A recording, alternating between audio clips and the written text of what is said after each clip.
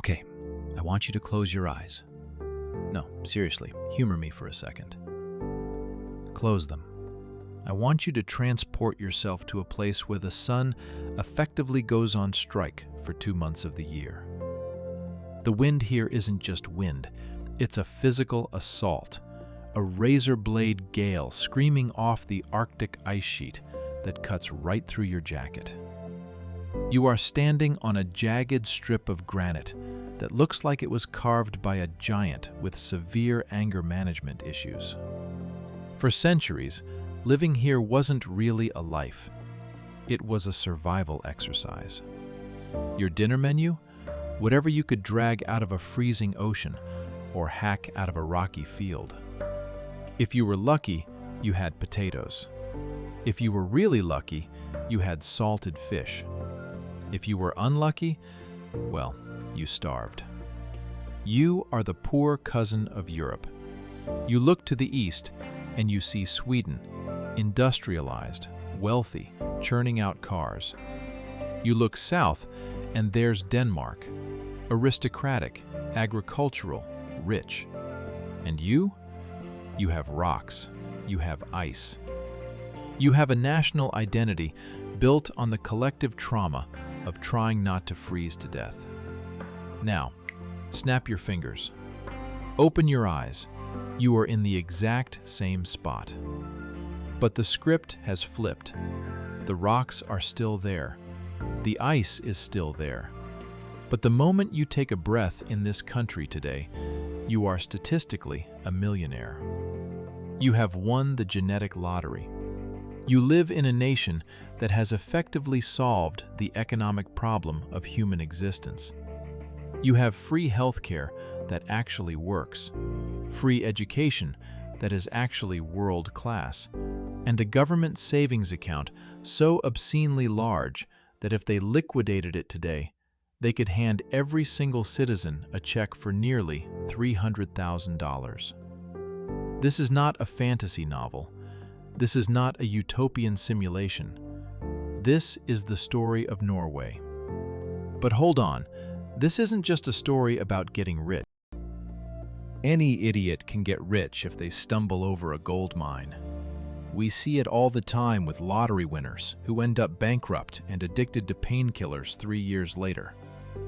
No, this is a much rarer story. This is the story of a nation that found the biggest pot of gold in history and, against every instinct of human nature, decided not to spend it.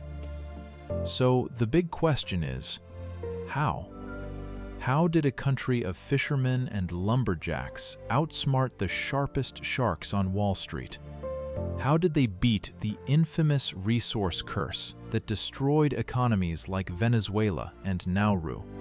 And perhaps most importantly, is this utopia actually a facade masking a darker, lazier, and more hypocritical reality?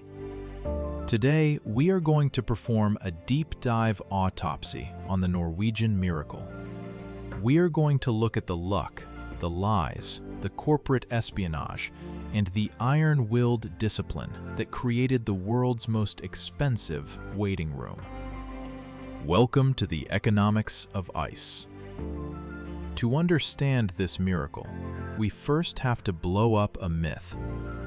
If you talk to a modern tourist in Oslo today, while they're sipping their $18 latte, they assume Norway has always been this wealthy, benevolent social democracy. That is a lie. Let's rewind the clock. Go back to 1955. Norway was not a third world country in the way we use that term today, but it was definitely the Appalachia of Scandinavia. It was austere. It was rigid. The government was obsessed with post-war reconstruction, but they had absolutely no money. They were so broke that the government actually rationed automobiles. You literally had to apply for a government permit just to buy a Ford or a Volvo until 1960. A car was considered an unnecessary luxury. The economy stood on 3 wobbly legs: timber, fishing, and hydropower. That was it. It was a hard life. It was a life of itchy wool sweaters and calloused hands. But the most incredible part of this story isn't the poverty, it's the blindness. In 1958, the Norwegian Ministry of Foreign Affairs received a letter. It was from the Geological Survey of Norway, the absolute top-tier experts, the guys with the PhDs and the rock hammers. They had been asked to evaluate the potential for resources off the coast. Their response is now legendary. It hangs in the Museum of Aged Like Milk.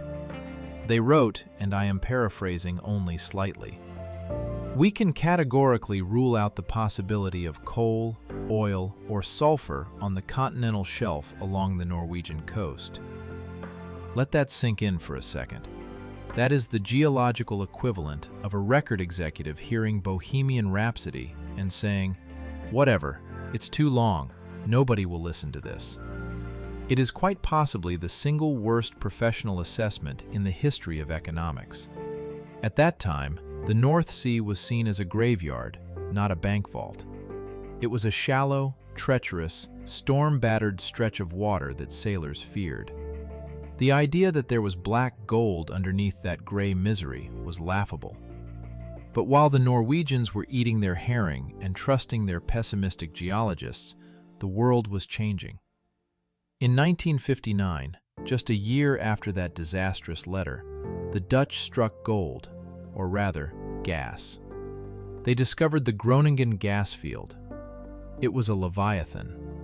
It remains one of the largest natural gas fields ever found. Now, geology is not a respecter of political borders. The Earth's crust doesn't stop just because someone drew a line on a map. If the rock formations in the Netherlands held that much gas, and those formations stretched north under the ocean, logic dictated that there might be something under the Norwegian seabed too. This realization didn't hit the Norwegians first. It hit the sharks. In the early 1960s, the Seven Sisters, the massive international oil conglomerates like Phillips Petroleum, Shell, and Esso, started circling. They looked at Norway and saw a naive, rural country with no idea what it was sitting on. They saw a sheep ready to be sheared. They approached the Norwegian government with a proposition that was dripping with condescension.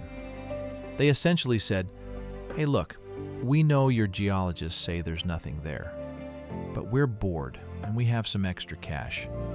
How about we pay you a small fee, let's say the price of a used sedan, and you give us the exclusive rights to everything under the ocean.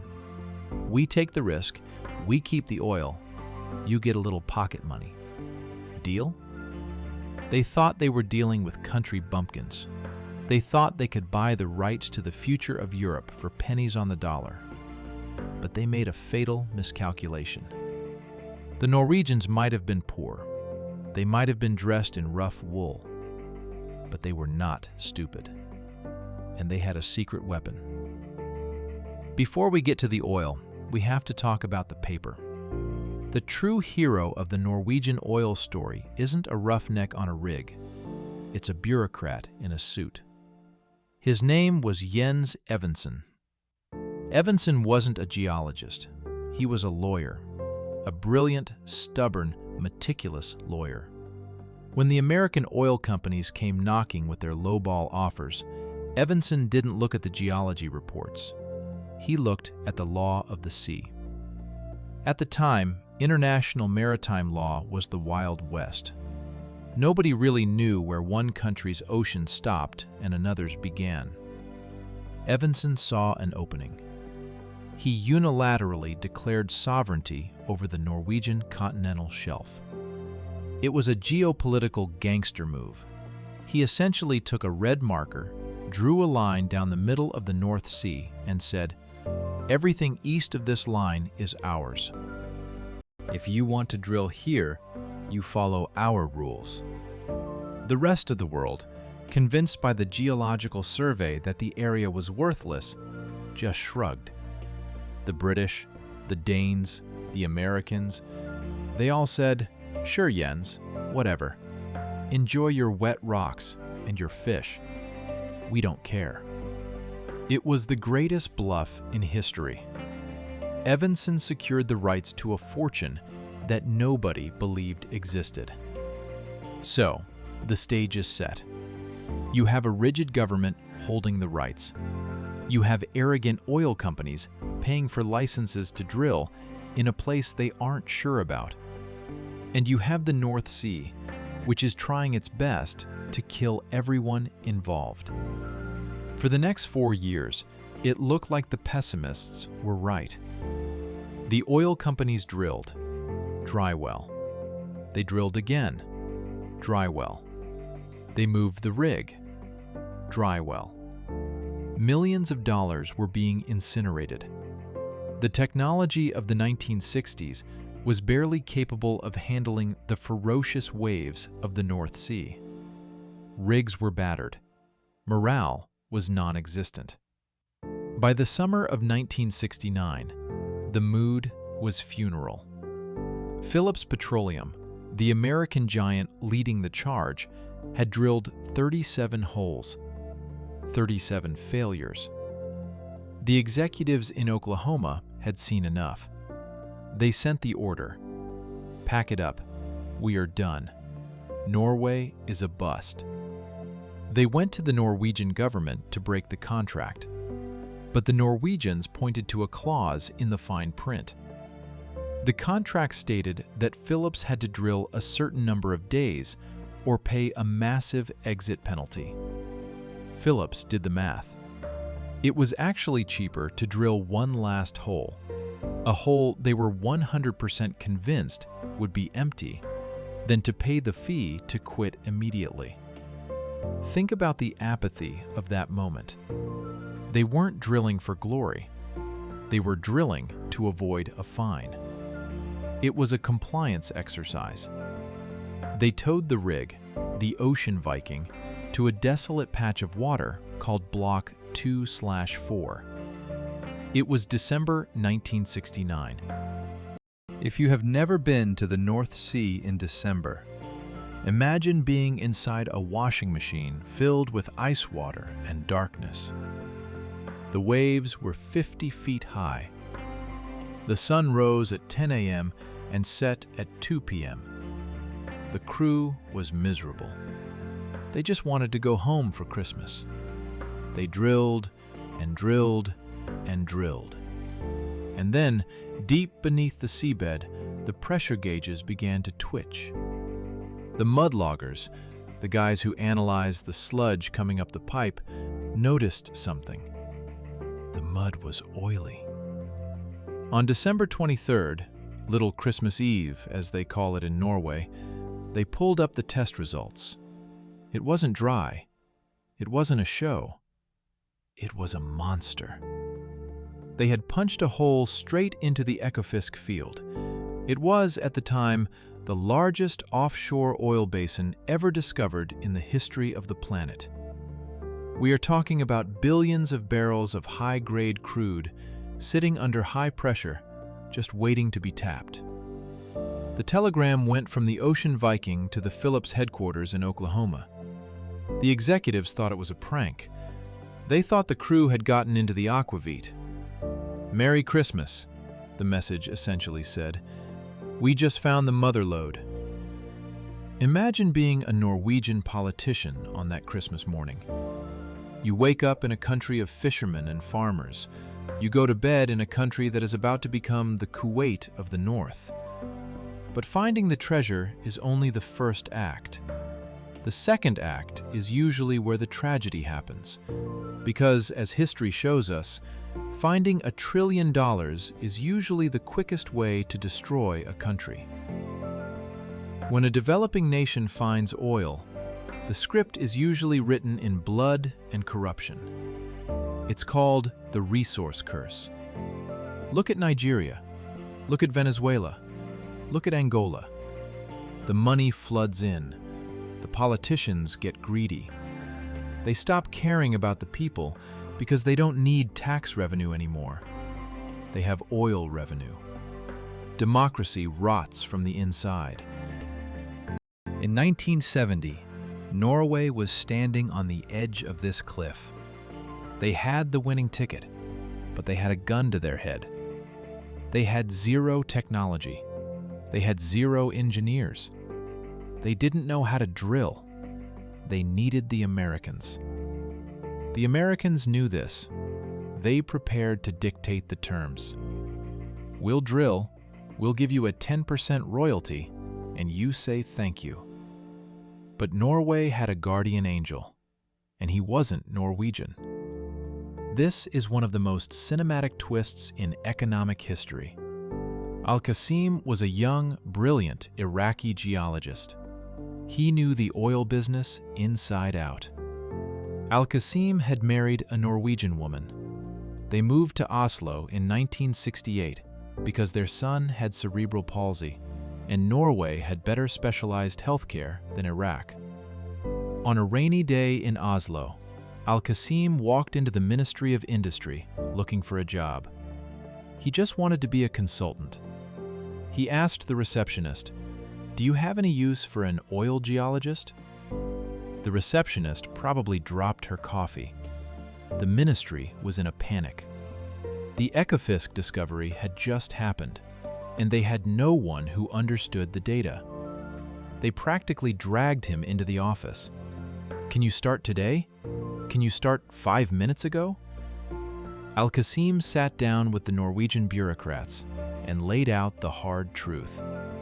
He told them, "The Americans will try to rush you. They will hide the data. If you don't build your own competence, your own state oil company, and your own regulations, you will be eaten alive." Together with the Norwegian politicians, Al-Qasim drafted what became known as the 10 Oil Commandments. This wasn't just a policy paper. It was an economic declaration of independence. The core idea was radical. The oil belongs to the Norwegian people. Not the companies, not the government, but the people. And then they executed the greatest shakedown in corporate history. Norway created Statoil in 1972. This was a state-owned company. But it wasn't just a company. It was a spy agency and a university wrapped in one. The government told the foreign giants, "You want to drill here? Fine. But you have to take Statoil as a 50% partner. You have to pay for their share of the exploration. And, this is the kicker, you have to teach them everything. You have to share your technology, your software, your engineering secrets." Imagine you run the best bakery in town. A stranger walks in and says, "I'm going to work here. You have to pay my salary. You have to teach me your secret sourdough recipe. And in 5 years, I'm going to open a shop next door and put you out of business." That is what Norway did. It was state-sponsored corporate espionage, completely legal, and written into the contract. And then came the taxes. In the US, corporate tax is maybe 21%. Norway looked at the oil companies and said, "We are introducing a special petroleum tax." They set the total marginal tax rate on oil production at 78%. 78%. The oil companies screamed. They threatened to leave. They called it socialism. They called it theft. But Norway called their bluff. They knew the geology now. They knew Ekofisk was a monster. So the government stared the Americans down and said, "The tax is 78%. If you don't like it, leave. We will drill it ourselves." The companies stayed. They grumbled, they lobbied, but they stayed. Because even with a 78% tax, the profit margins were so insane that they were still making billions. That is how much oil was down there. By the 1990s, the money was pouring in. It wasn't a stream, It was a fire hose of cash. And this brought a new, much more dangerous enemy. It wasn't corporate greed anymore. It was economic gravity. There is a concept in economics called Dutch disease. You find a resource, you export it. Foreign currency floods in. Your own currency becomes too strong. Your other industries die. Then inevitably, the oil price crashes, or the oil runs out, and you are left with a destroyed manufacturing base. You are broke. Norway looked at the Netherlands. They looked at the Middle East, and they said, "Not today." This brings us to the most boring heroes in this story, a handful of dry, monotone economists and a politician named Jens Stoltenberg. They proposed a solution that requires a level of psychological discipline that is almost alien to the human species. They decided to take the money and hide it from themselves. In 1990, the Parliament passed the law establishing the Government Pension Fund Global. Today we just call it the Oil Fund. The idea was simple but radical. Every single dollar of profit from the oil industry would not go into the Norwegian government's checking account. It would not be used to build roads. It would not be used to lower taxes. Instead, it would be sent out of the country immediately. They would take the oil dollars and use them to buy stocks, bonds, and real estate outside of Norway. They would buy shares in Apple, Microsoft, Nestle, Samsung. By sending the money away, they kept the Norwegian currency stable. And most importantly, they turned a volatile resource, oil, which runs out, into a perpetual financial machine, stocks, which grow forever. For the first few years, it was a joke. The fund was empty.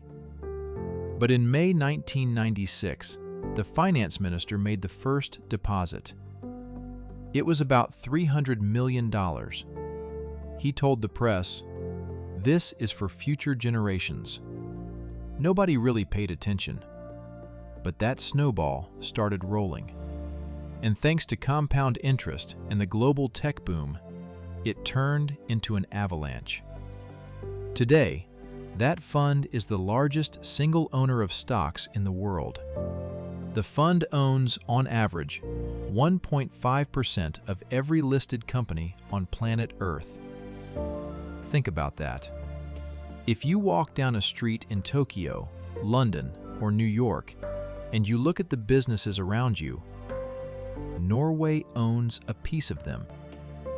They own a slice of the pavement you are walking on. The fund is currently worth somewhere around $1.7 trillion US. That is $300,000 for every man, woman, and child in the country. But having $1 trillion in the bank creates a weird psychological torture chamber. Imagine you have a savings account with $1.7 million in it. Now imagine your roof is leaking. It's dripping on your head. You could fix it. You could write a check for $5,000 and fix it instantly. You wouldn't even feel the cost. But you don't. You put a bucket under the leak. You watch the water drip. You refuse to touch the savings. This is the reality of Norwegian politics. It is governed by something called the handlingsregelen, the budgetary rule. It states that the government is allowed to use only the expected real return of the fund to balance the budget. That number used to be 4%. Now they've lowered it to 3% just to be safe. Here is why this is genius. If you spend the principal, the oil money itself, the fund shrinks. You are eating the goose that lays the golden egg. But if you only spend the interest, the 3%, the fund theoretically lasts forever. It grows with inflation. The goose lives forever and keeps laying eggs. Let's look at the math. 3% of 1.7 trillion is roughly 51 billion US dollars per year. That money is injected into the Norwegian budget. It covers about 20% of all government spending. 1 out of every $5 spent on schools, hospitals, police, and roads in Norway comes from financial interest. No taxes were raised to generate that money. No oil was sold this year to generate that money. It is free money, harvested from the wise decisions of the past. But sticking to this rule creates a massive paradox. If you visit Norway, you will notice something strange. It doesn't look futuristic. The roads have potholes. The trains are sometimes late. The hospital waiting lists can be long. You find yourself screaming, "Why? You have $1 trillion! Fix the damn road!" But the Norwegian politician's answer is always the same. If we spend the oil money to fix the road today, we will drive up inflation, overheat the economy, and our grandchildren won't have a pension tomorrow. It is delayed gratification on a national scale. It is a marshmallow test that an entire country has been passing for 30 years.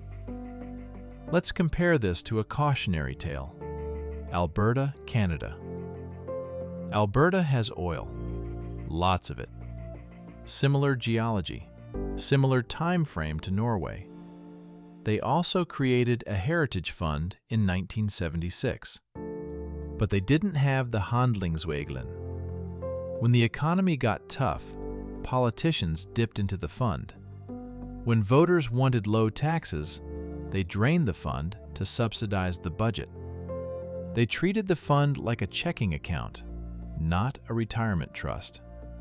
The result? Today, Norway's fund is worth $1.7 trillion. Alberta's fund is worth about $16 billion. The difference isn't geology. The difference isn't luck. The difference is that one country had the discipline to say no to themselves over and over again for 4 decades. Now we have to address the elephant in the room, or rather, the whale in the room. There is a dark moral shadow hanging over this utopia. Norway brands itself as the poster child of the Green Revolution. If you visit Oslo, the air is crisp. Everything is electric. They have the highest concentration of electric vehicles in the world. In 2023, over 80% of all new cars sold in Norway were fully electric. Teslas are as common as Toyota Camrys. They lecture the world at UN climate summits about sustainability. But where did the subsidies for those Teslas come from? Where did the wealth to build those hydro dams come from? It came from pumping massive amounts of CO2 producing fossil fuels and selling them to the rest of the world. Norway is essentially a drug dealer who doesn't get high on their own supply. They sell the heroin, oil and gas, to Germany, the UK, and France. They take the cash, go home, eat a salad, drive a Tesla, and feel morally superior to the junkies they just sold to. This is the green paradox. The Norwegian government knows this. It is a source of massive cognitive dissonance in the culture. To assuage this guilt, the oil fund has become an activist investor. The fund has an ethics council. If a company makes nuclear weapons, banned. If a company produces tobacco, banned. If a company uses child labor, banned. So you have this fascinating dual personality. Drill baby drill, extracting millions of barrels of oil, using the profits to force global companies to be greener and more ethical. Is it hypocrisy? Absolutely. Is it effective? Surprisingly, yes. Norway is using the proceeds of the old economy, oil, to buy the influence necessary to build the new economy, tech and renewables. But as we look to the future, the biggest threat to Norway isn't running out of oil. It isn't a stock market crash. It is something much more insidious. It is something that happens to rich kids everywhere. It is called getting soft. There is an old saying, hard times create strong men. Strong men create good times. Good times create weak men. Weak men create hard times. Norway is currently deep in the good times phase, and the cracks are starting to show. When you have a safety net that is made of solid gold and diamonds, the fear of falling disappears. And without fear, sometimes the drive to work disappears too. Here is a shocking stat. Norway has one of the highest rates of sickness absence in the world. Now you might think, oh, surely the harsh Arctic climate makes everyone sick. No. Sweden and Finland have the same weather, but their sick leave rates are significantly lower. In Norway, if you call in sick, you get 100% of your salary from day one, for up to a year. There is no financial penalty for not working. The state covers it. The social welfare system is so generous that there is a slang verb in Norway, to nav. To nav means to live off government benefits. You hear teenagers joke, I don't want to study, I'm just going to nav for a year.